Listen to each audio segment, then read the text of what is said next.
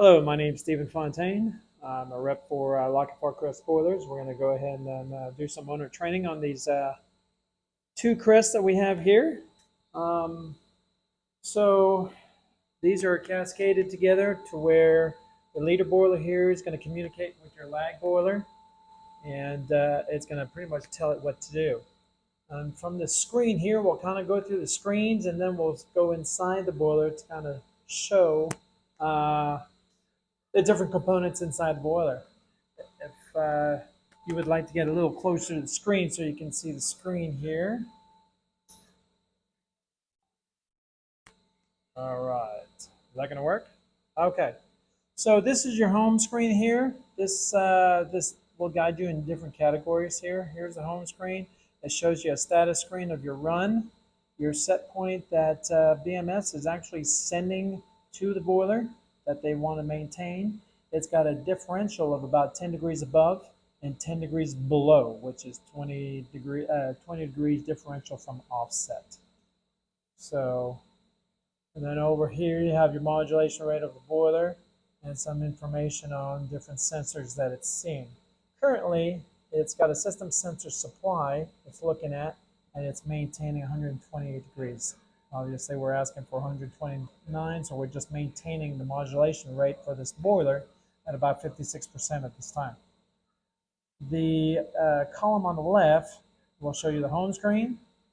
Then the next button down will show you the view screen. This will give you a little bit more information on different items that you might be interested in looking for here. So this is kind of like a tablet where you can scroll up and down and even double tap on the screen to give you more information, just like the status or the history screen, which would be like the fault screen.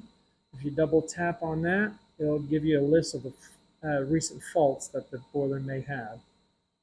It'll show you history on how long and what modulation rate the boiler has been running, and the history on hours. So you can go back to the previous screen. You can go to this setup where the boiler is for the sensors. Double tap on that, and this will provide you even more information on what switches are open and closed if you're kind of trying to troubleshoot a certain item that you're looking for that's not operating correctly, like an air pressure switch or a gas switch, or even maybe a gas valve that's not working correctly. If you scroll down, you'll see pump values, and then you'll see BMS values. You can actually see that they're sending a voltage of 5.97 to correspond to a set point of 130 degrees. So, and the reason why I know that is because if you go to the setup screen, password is 5309. It is in the manual. You'll look at BMS, and it'll show you a scaling of how this is set up. So if they're sending 2 volts or less, it's 100 degrees. If they're sending 10 volts, they'll be able to get up to 160 degrees. Currently, they're sending 6, which corresponds to 129 degrees. They're sending a set point. This is active. And you can scroll down for more information down here on voltage readings. But this is how they're sending your set point. So if you go back into setup screen, there's other items that you might pull more information from. But at this point, we don't need to change any of those changes. I'd recommend calling the factory if you want to change any of these settings, because that will affect the way this boiler runs. There is at the bottom, though, a service maintenance screen. What that does for you is you can actually run this boiler by pressing the start manually for each gas valve, which I'll show here in a little bit, on gas valve 1, running it at high and then at low, and then the same thing for gas valve 2 at high and low. This is used to set combustion on these boilers. So yearly, every other year, is recommended to check combustion, make sure that we're good on our O2 and CO2 that is recommended in our service manual that's inside the boiler itself.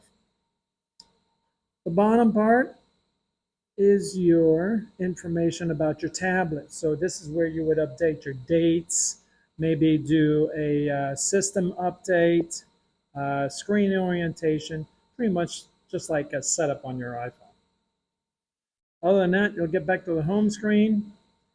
When you do see an error or a fault that will come up, this screen right here that's in green will tend to be an amber for a warning or red for a fault. And that means there's either a condition that it hasn't met to let the boiler run. It'll give you a description at the bottom on what that fault is. Once it's cleared, you can reset it right here on the screen and the boiler will start running again. All right, so we're going to go ahead and open the boiler, kind of go through some of the equipment. Let me give you a chance here to open this up.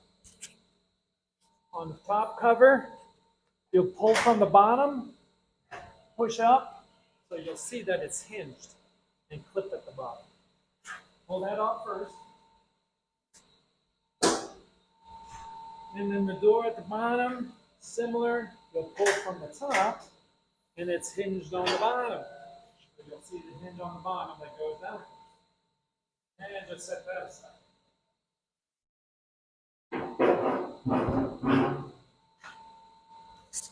Okay, so inside the boiler, you'll see a few things. You'll see your main power switch right here.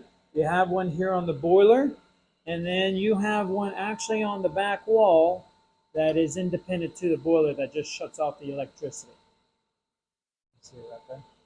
That switch right there. And so back to the inside of the boiler. There is one reset inside the boiler, and this is the only one. This is for your low water cutoff. If the state inspector wants to come out to check to make sure that low water cutoff works properly, instead of draining the whole system, they just press the test button, and we'll test it to show you what this fault would look like. So you hold down to the test button. Just hold it down for about 10 to 15 seconds, and the boiler should shut off. And you'll see the fault come up here in a couple of minutes.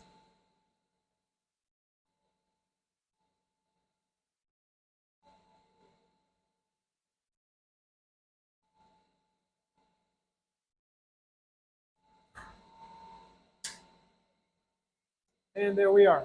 So the screen is red. It tells you the issue that you have. You don't have a flow switch connected to this boiler. It's actually a low LWCO, which is low water cutoff. And the only way you can reset it is on the screen and on this red button. This is the only reset that's inside the whole boiler for this low water cutoff. If you keep resetting it on the screen, it'll keep coming back and try and start and keep faulting out on you. So you have to reset here, reset there, let go, and it'll reset for you and start up again. This is your little Wi-Fi antenna right here. In case you want to hook up Wi-Fi to your system, you can turn it on and off right there if there's Wi-Fi available in this building. On the right side of the boiler here, you'll see your mechanical high limit. There's 3 high limits. This is your mechanical high limit. There is a digital high limit, which I'll show you in the settings here. Right at the bottom, MRHL, which is manual reset high limit. That is one that you have to reset on the screen. And then you have an ARHL, which is your auto reset high limit. If the temperature rises above the 199, the boiler will shut down. But if it stays under that 205, once it goes down under 199, it will reset automatically and start. So there's 3 reset high limits for temperatures.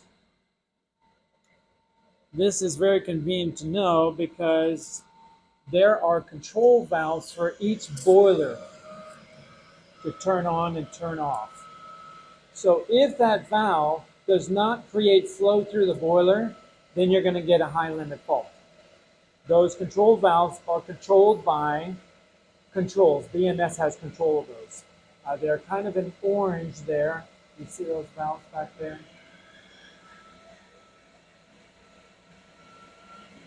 There you go, kind of see one there. So each boiler has one of those. BMS controls them on and off.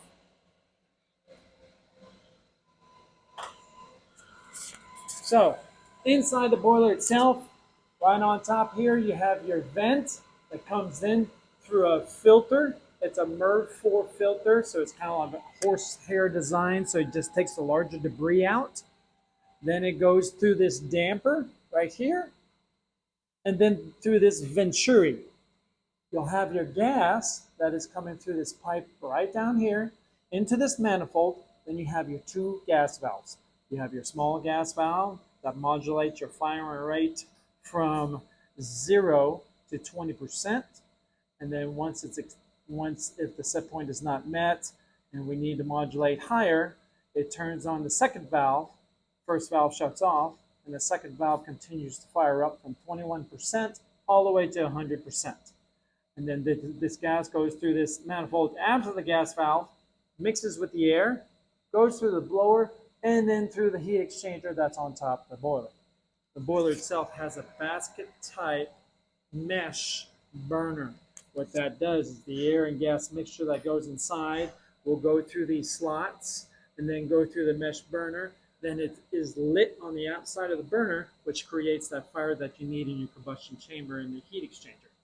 That heats up your water that is on the other side of the metal tubes inside the heat exchanger, which comes in from the bottom, and the water then feeds from the top of the heat exchanger right out. So that's how your water is heated inside. These are some switches inside, so you'll see a switch here on your gas manifold before the gas valve. This is your low gas pressure switch. The one after your gas valve is your high gas pressure switch.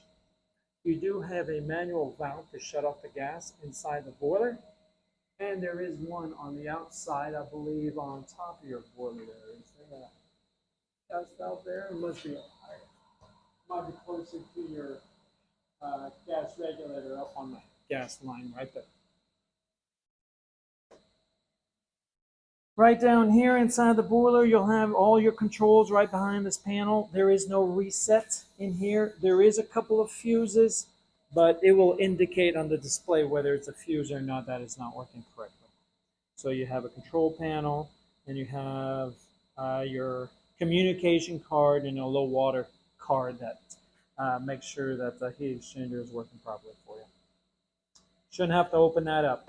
If you do, I would contact your contractor. As far as inside the boiler, that's about it. There's a couple things on the back side I'd like to show you. We're going to kind of move around to the back.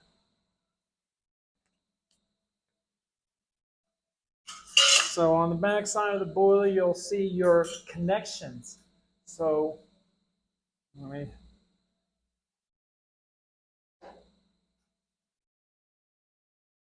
your connections on the back side of the boiler, you'll see your line voltage will come in the smaller box. And then on the larger box, you'll see your low voltage control connections in that box. Also, for informational use, if you need to call Lockheed Bar for any information, there is a nameplate there, and you'll see a serial number about a third down, model number and serial number of the boiler. They'll need that to be able to order the right parts or be able to troubleshoot the boiler for you. You have a pressure relief valve, so your system should not exceed more than 50 psi of water. Typically, if you have a cold fill system, you'll fill it up to about 20 to 25 psi. Once it's heated up, of course, you have expansion on your heat side. That may go up to about 40, and then it should maintain there through the whole system. You have a drain for your heat exchanger. Of course, you have your water coming in from the bottom. You have your water coming out of the top.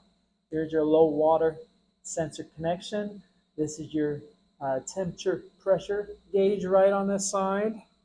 And then at the bottom here, you can see this cord coming out that hooks up to this trap. This trap is actually connected to the bottom of your heat exchanger. It has two rubber tubes coming out of it. This is for your condensate. These boilers condensate if the water return water is under 140 degrees.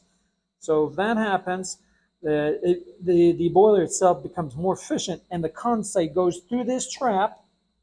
And then you'll see on the other side right there, that trap is connected to the white PVC that comes out and goes through a neutralizer kit, which is pellets that are made out of lime.